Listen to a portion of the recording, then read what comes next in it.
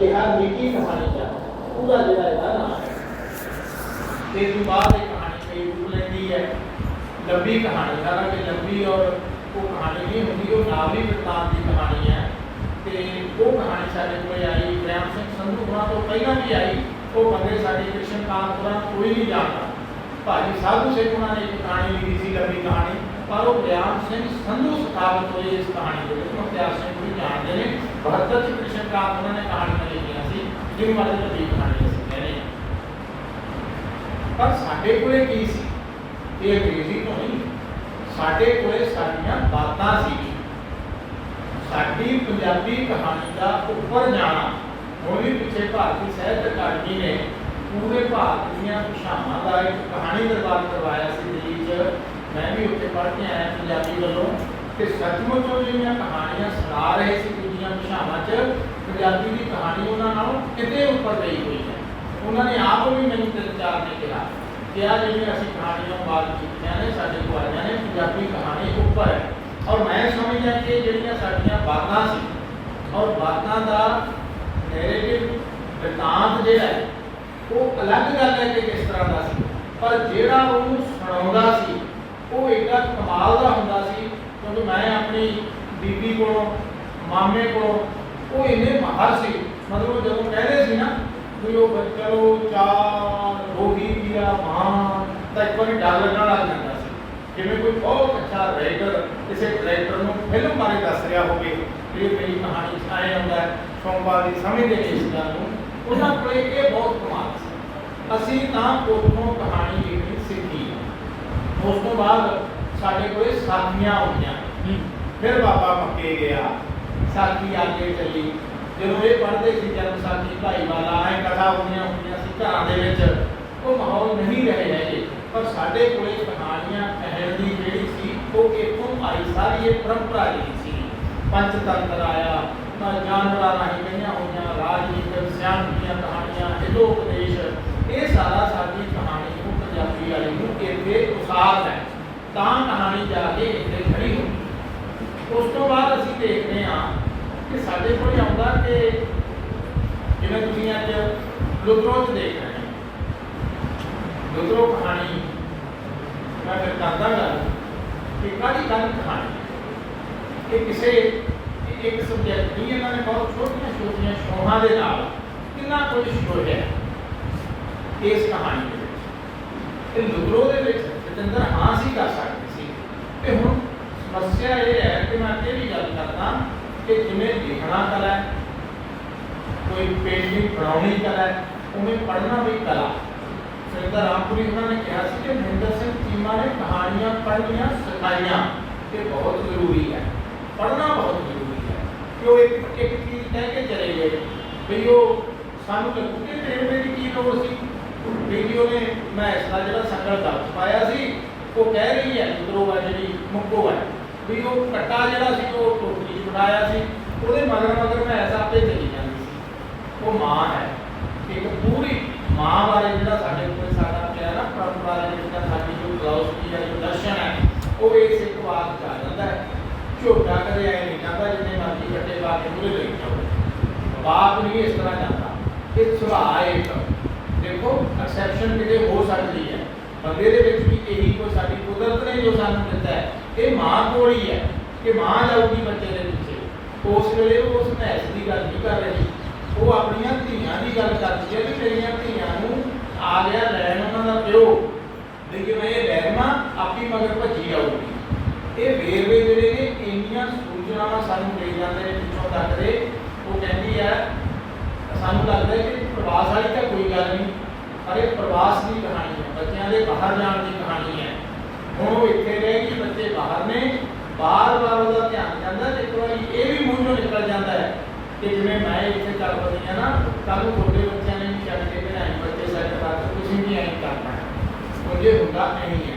साडी लोक धारा च क्या है, कहानी पई है कि बजुर्गों को कितने बैठिए तो सुणाते होंगे सी, वो प्यो ने मुंडे ने अपने प्यो को चक लिया, तो बीमार मूर बहुत सी, पैसा पूसा है नहीं सी भी नहर च रोड़िया वा, रोड़न चले गया। जदों कि उत्थे जाके ना 5-4 कदम अंदर पानी च जाके सिੱਟਣ ਲੱਗਿਆ, प्यो कहना पुत्त इत्थे ना सिੱਟੀ, कहना क्यों, कहता इतने तो मैं अपने बापू को सुटिया भी तू थोड़ा गाहां करके सुन।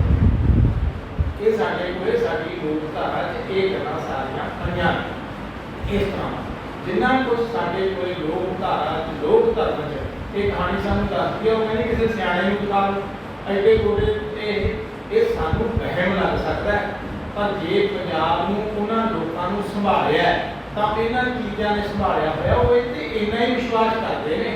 ठीक कोई सियाणा नहीं करता ना कोई तुहानूं स्वाद ही पूरी करती है, ठीक तुहानूं गल्लां अंदर दा विश्वास करता है। जदों तुसीं ये सोच के जाते हो कि मैं उहदे कोले जाऊं ते मैं जिहड़ा ना ठीक हो के आऊं ते तुसीं ठीक हो जाते हो, वो तां ही हसदी करती है। साडे को विश्वास ही नहीं रहे है, ना साडे सतगुर ते रहा, ना गुरबाणी ते रहा, किते नहीं रहा। गुरबाणी च है औखद आवे रास विच आप खलोया।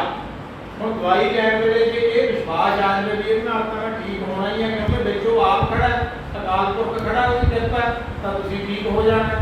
ਜੇ ਪਹਿਲਾਂ ਹੀ ਤਿੰਨ ਗੱਲਾਂ ਚਾਰ ਸੋਚ ਰਹੀਆਂ, ਜਿਵੇਂ ਸੋਮਪਾਲ ਜੀ ਕਹਿੰਦੇ ਸੀ ਵੀ ਜਿਹੜੇ ਪ੍ਰਿੰਸੀਪਲ ਹੁੰਦੇ ਨੇ ਤਾਂ ਨੌਵੀਂ ਦਿਲ ਤੋੜ ਦਿੰਦੇ ਨੇ। ਹਾਂ ਦੇਖ ਲੈਂਦੇ ਹਾਂ, ਸੋਚਾਂਗੇ, ਕਰਨਾ ਤਾਂ ਉਹ ਵੀ ਸੀ, ਚਲੋ ਆਪਦੇ ਕੋਲੋਂ ਆਏ, ਉਹ ਬੰਦੇ ਦਾ ਰਹਿੰਦਾ ਹੀ ਕੁਛ ਨਹੀਂ। ਜੇ ਤੁਸੀਂ ਸੋਚਣ ਲੱਗ ਜਾਓ ਪਤਾ ਨਹੀਂ ਕੁੜੀ ਦਾ ਨਾਮ ਆਊ ਨਹੀਂ ਆਊ, ਇਹ ਵਿਸ਼ਵਾਸ ਜਿਹੜਾ ਬਚਿਆ ਨਾ ਇਹ ਉਸ ਵਿਸ਼ਵਾਸ ਦੀ ਕਹਾਣੀ वो हसदी फिरती है, आनंद लेती है।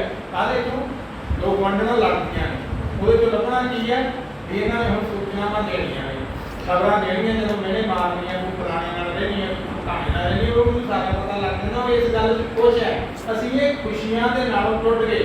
पता नहीं क्यों मैं भी हैरान ਹਾਂ कि कुलवंत नीलों क्यों याद आउंदा, क्योंकि कुलवंत नीलों लोकां दा शहर सी, लोकां नाल जुड़िया होया सी। मैनूं भी याद आया कि क्यों टुटदे रिश्तियां दा रंग करी जाना है तू नीलों, क्यों टुटदे रिश्तियां दा रंग करी जाना है तू नीलों, असल विच टुट रहा तू आप ही अपनी खुशी नालों।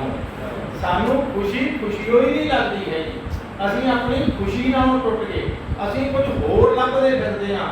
वो जिहड़ा सानू सबर और संतोख वाली गल सी वो रही होई नहीं हैगी, ਉਹਦੇ 'ਚ सबर है जिहड़ी हस रही है। एक होर देखो कि साडे पंजाब के पिछले बहुत खुदकुशियां हुई, खुदकुशी करने वाले साडे जट ने, किसान ने, जमीना वाले ने, बड़ा कुछ है, घर बार है, रोटी है, कोई यही गल नहीं, उन्होंने सारे ने कीतियां ने। किन्ने तबके ने मतलब साडे पंजाब के नाई झोल शीवे जिहड़े साडे सी पहला रलदे सी कामे ने खरीदां वो सारे उन्होंने असर नहीं पिया, उन्होंने इस महंगाई का असर नहीं, उन्होंने कोई थोड़ा लगता है कि किसी ने खुदकुशी की हो पंजाब से एक भी दस दो क्यों कर रहे हैं, क्योंकि होर बहुत कुछ चाहिए, बड़े कारण होंगे। ये नहीं कह रहा कि मैं मेरी गल मतलब अंत में कोई भी गल अंत नहीं होती ना सच नहीं होती, पर एक तुहाडे सामने आता है, लेखक को सोचने लिए मजबूर करता है कि असीं ही क्यों खुदकुशी कर रहे हैं। इस वास्ते साडे उन्हां कोल तां रोटी भी अगले डंग दा भी फिक्र होंदा है कि पता नहीं मिलनी है, पता नहीं मिलनी, फिर भी नहीं। ये कहानी सानू बहुत कुछ अजिहा पंजाब बारे समझाउंदी है। जे किते देखना आउंदा होवे तां दूसरों जी बहुत बड़ी वधिया कहानी है और बहुत बढ़िया। और साडे कोले कुछ लेखक ने जिन्हां दी कहानी की तोड़ बहुत तिखी हुंदी है, नहीं तोड़ अटकदी है, लमकण लग जाती है कहानी। वो तिखी तोड़ वाली कहानी सारा जो जितेंद्र हास तन बल हुणी वो कहानीकार ने, जिन्होंने मैं कहना होना है कि तुसीं वो कहानियां लिखनियां ने जिहड़ियां असीं नहीं लिख सकते। वो कहानियां वो अगली पीढ़ी ने ही लिखनियां होंदियां ने।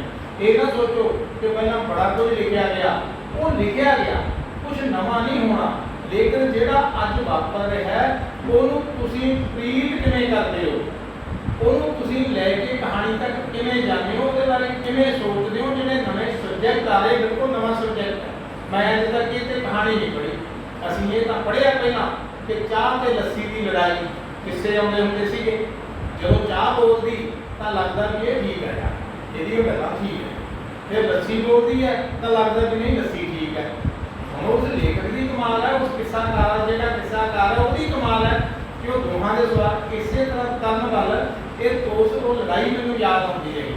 जो मोबाइल बोलता है वो लगता है कि वो ठीक है, किताब बोलती है वो लगता है कि ठीक जवाब देता है ये ठीक है। पर क्योंकि साडा दोहां बिना सरना नहीं हैगा। तरन एक पासे नहीं खड़दा, किताब रद्द करती मोबाइल वाले पासे खड़ गया, मोबाइल रद्द करता किताब वाले पासे खड़ गया। दोहां नूं नाल लेके चलदा क्योंकि अज समा ही यही है, यही साडे कहानीकार ने देखना है। ਹੁਣ ਜਿਵੇਂ ਸੁਰਿੰਦਰ ਰਾਮਪੁਰੀ जी ने कहा कि कल की कहानी है इस कहानी से, क्योंकि इत्थे ये है नहीं कि असीं इन्हां कहानियां ते बहस करिए, बहस सभावां च हुंदी है। घरे आके सभा च देखो कि किवें मतलब उत्थे कहानियां उधरदियां ने, किवें गल्लां हुंदियां ने। इहदे ते ये भी कहा जा सकदा सी कि इहदे च तां यार गैप बहुत है, वो कल्ला ही बैठा है, परिवार कित्थे है, पिंड कित्थे है, ये है ये हुंदा साडीआं कहानियां कन्या च आउणा चाहीदा है, पर इहदे च नहीं आउणा हैगा क्योंकि इहदे च गल ही सिर्फ उहदे कल्ले होण दी है। ਉਹਦਾ ਰੋਟੀ ਵੀ ਨਹੀਂ ਘਰੇ ਪੱਕਦੀ, ਉਹਦਾ ਬਾਹਰੋਂ ਆ ਕੇ ਕਹਿੰਦਾ ਇਹ ਨਿੱਕੀ ਨਿੱਕੀਆਂ ਗੱਲਾਂ ਬਹੁਤ ਵੱਡੇ ਅਰਥ ਦਿੰਦੀਆਂ ਨੇ ਕਹਾਣੀਆਂ 'ਚ। ਉਹਦਾ ਬਾਹਰੋਂ ਆ ਕੇ ਕਹਿੰਦਾ ਕਿ ਮੈਂ ਤਾਂ ਹੁਣ ਰੱਜਿਆ ਆ, ਤੈਨੂੰ ਖੁਰਾਕ ਦੇ ਦੇਣਾ, ਹੁਣ ਤੈਨੂੰ ਚਾਰਜ ਕਰ ਦੇਣਾ। ਉਹ ਬਾਹਰੋਂ ਖਾ ਪੀ ਕੇ ਆਉਂਦੇ ਨੇ, ਆ ਕੇ ਆਹੀ ਕੰਮ ਕਰਦੇ ਨੇ, ਇਕੱਲੇ ਵੀ ਆਪਣੇ ਕਮਰੇ ਦੇ ਵਿੱਚ, ਕਿਸੇ ਨਾਲ ਕੋਈ ਵਾਹ ਵਾਸਤਾ ਨਹੀਂ ਹੈਗਾ। ਇਹ ਕਹਾਣੀ ਨੇ ਸਾਨੂੰ ਇਹ ਸਾਰਾ ਕੁਝ ਦੱਸਿਆ। ਔਰ ਵੱਡੀ ਗੱਲ ਹੈ ਸਾਡੇ ਕੋਲ ਕਿ ਤਰਨ ਵੱਲ ਉਧਰ ਨੂੰ ਤੁਰ ਰਿਹਾ, ਜਿਨ੍ਹਾਂ ਦੀ ਕਹਾਣੀ ਦੀ ਤੋੜ ਤਿੱਖੀ ਹੈ। ਤੁਸੀਂ ਇਸ ਕਹਾਣੀ ਚੋਂ ਇੱਕ ਵੀ ਸ਼ਬਦ, ਇੱਕ ਵੀ ਫਿਕਰਾ ਵਾਧੂ ਨਹੀਂ ਕਰ ਸਕਦੇ। ਕਿਤੇ ਉਹ ਇਹ ਵੀ ਨਹੀਂ ਬੋਲਿਆ ਕਿ ਫੇਰ ਮੋਬਾਈਲ ਨੇ ਕਿਹਾ, ਫੇਰ ਕਿਤਾਬ ਬੋਲੀ, ਇਹ ਡਾਇਲਾਗ ਤੋਂ ਸਮਝ ਆ ਜਾਣਾ ਤੁਹਾਨੂੰ। ਫੇਰ ਬੁਰੀ ਬੋਲਿਆ, ਜਾਣਦੇ ਨੇ ਨਾਟਕ ਵਾਲੇ ਬੰਦੇ ਕਿ ਉਹ ਬੰਦਾ ਕਿਸ ਤਰ੍ਹਾਂ ਔਰ ਸੱਚੀ ਮੁੱਚੀ ਇਹੋ ਜਿਹੀ ਕਹਾਣੀ ਜਦੋਂ ਬੰਦਾ ਲਿਖਦਾ ਤਾਂ ਸੰਭਾਵਨਾਵਾਂ ਇੰਨੀਆਂ ਲੱਗਦੀਆਂ ਨੇ, ਮਾਣ ਹੁੰਦਾ ਹੈ ਕਿ ਸਾਡੀ ਕਹਾਣੀ ਪੰਜਾਬੀ ਦੀ ਜਿਹੜੀ ਹੈ ਉਹ ਸੁਰੱਖਿਅਤ ਹੱਥਾਂ 'ਚ ਹੈ ਤੇ ਹੋਰ ਅੱਗੇ ਜਾਊਗੀ। ਇਹ ਤਾਂ ਤਰਨ ਵਾਲਾ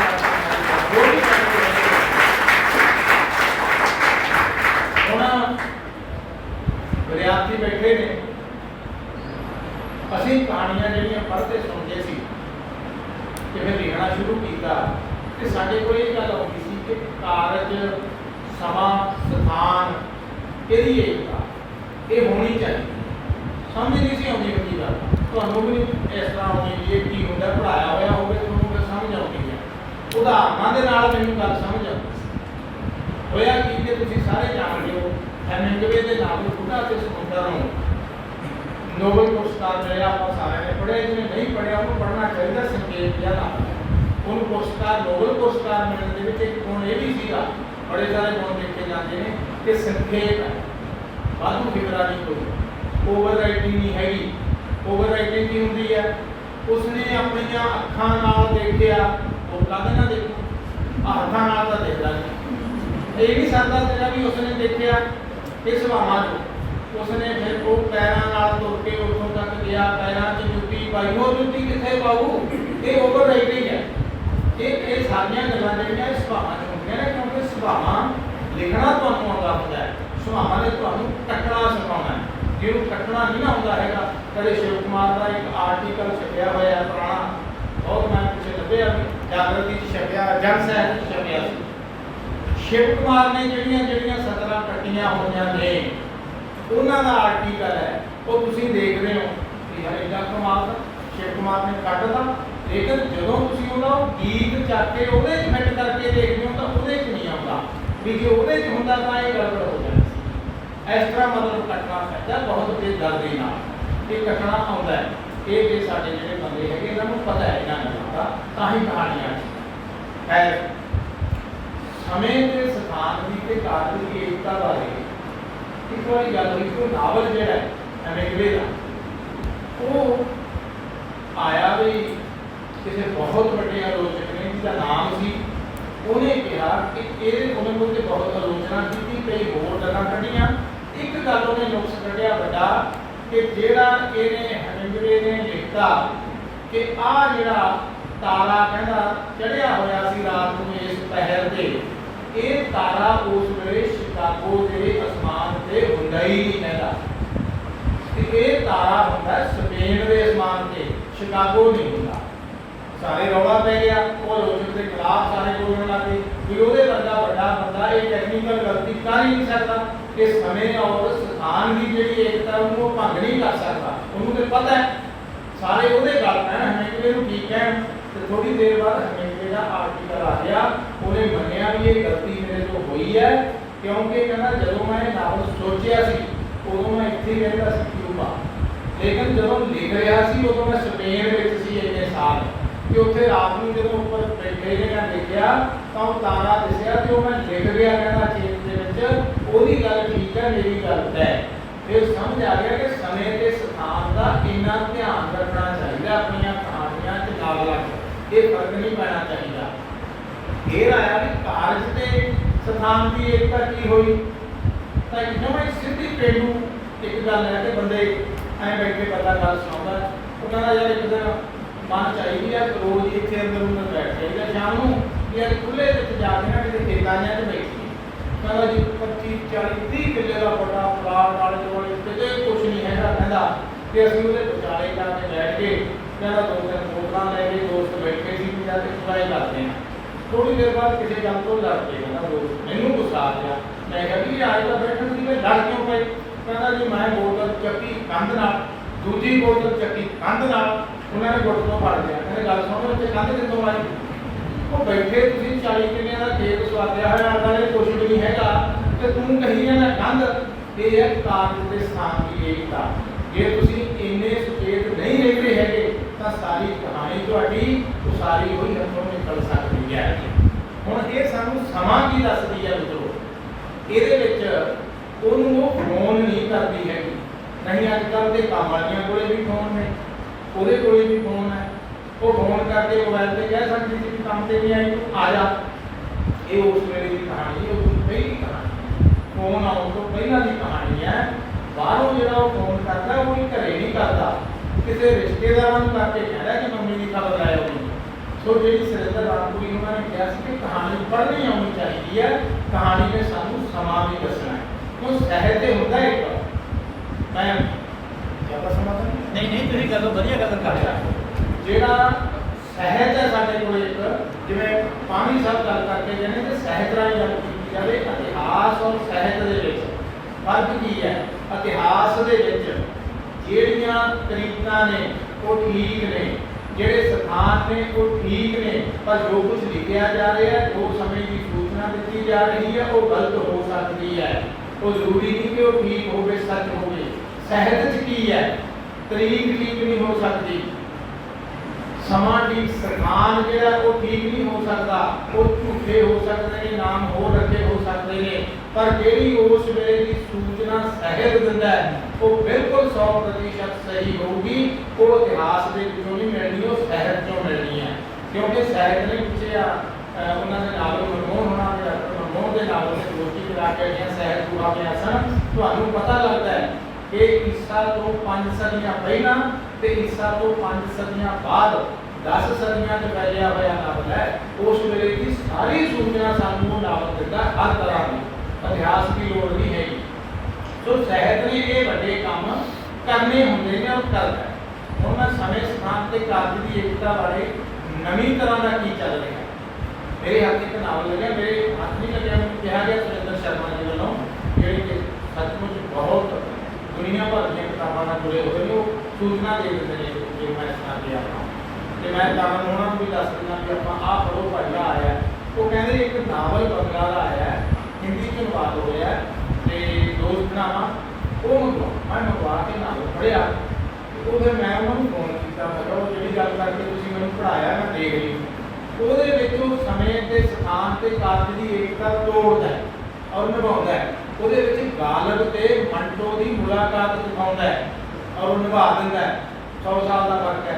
ਫਿਰ ਉਹ ਕਬੀਰ ਜੀ ਨਾਲ ਮੁਲਾਕਾਤ ਦਿਖਾਉਂਦਾ ਹੈ, ਗਾਲਬ ਦੀ ਮੰਟੋ ਦੀ। ਔਰ ਸਾਥ ਸਰ ਮੰਟੋ ਵੱਡਾ ਕਹਾਣੀਕਾਰ ਸਾਨੂੰ ਪਤਾ ਹੋਣਾ ਚਾਹੀਦਾ ਕਿ ਸਮਰਾਲੇ ਦੇ ਕੋਈ ਪਿੰਡ ਪਕੜੌਦੀ ਨਹੀਂ ਜੰਮਿਆ ਸੀ। ਸਾਥ ਸਰ ਮੰਟੋ ਬਹੁਤ ਵੱਡਾ ਕਹਾਣੀਕਾਰ ਹੋਇਆ। ਜਿਵੇਂ ਸੋਮਪਾਲ ਜੀ ਨੇ ਗੱਲ ਕੀਤੀ ਨਾ ਕਿ ਮੈਨੂੰ ਲੈ ਜਾਂਦੇ ਸੀਗੇ ਸਰਦਾਰ ਕੁਲਵੰਤ ਸਿੰਘ ਵੀ ਮੈਂ ਲੇਖ ਨਾਟਕ ਲੇਖ ਤੇ ਸਾਥ ਸਰ ਮੰਟੋ ਬਾਰੇ ਵੀ ਹੈ ਕਿ ਉਹ ਰੇਡੀਓ ਸਟੇਸ਼ਨ ਜਾਂਦਾ ਸੀ, ਨੌਕਰੀ ਕਰਦਾ ਸੀ, ਅੰਦਰ ਵੜਦਾ ਸੀ ਤੇ ਉਹਨੂੰ ਕਿਹਾ ਜਾਂਦਾ ਸੀ ਕਿ ਆ ਫਲਾਣੇ ਦੇ ਅੱਜ ਨਾ ਨਾਟਕ ਖੇਡਣਾ ਤੇ ਉਹ ਲਿਖ ਕੇ ਦੇ ਦੇ ਤੇ ਉਹ ਜਾ ਕੇ ਕਹਿੰਦਾ ਸੀ ਮੇਜ ਤੇ ਜਿਵੇਂ ਮਤਲਬ ਹੋਮਵਰਕ ਮਿਲਿਆ ਹੋਵੇ ਇਸ ਤਰ੍ਹਾਂ ਏਡੇ ਵਧੀਆ ਨਾਟਕ ਨੇ ਉਹਨਾਂ ਦੇ ਉਹ ਲਿਖੇ ਹੋਏ ਸਾਥ ਸਰ ਮੰਟੋ ਦੇ ਤੇ ਕਿਸੇ ਕਿਸੇ ਦੇ ਵਿੱਚ ਜਿਹੜਾ ਇਹਨਾਂ केरल के मुकदमा होंगी है कि उस बंदे ने बंगला वाले ने इस भी गल तोड़ दी ਕਿ ਜਿਹੜੀ ਸਮੇਂ ਸਥਾਨ ਤੇ ਕਾਰਜ ਦੀ ਏਕਤਾ ਪਰ ਇੱਕ ਬਹੁਤ ਵੱਡਾ ਚੈਲੰਜ ਹੁੰਦਾ ਹੈ, ਨਿਭਾਉਣੀ ਆਉਣੀ ਚਾਹੀਦੀ ਹੈ।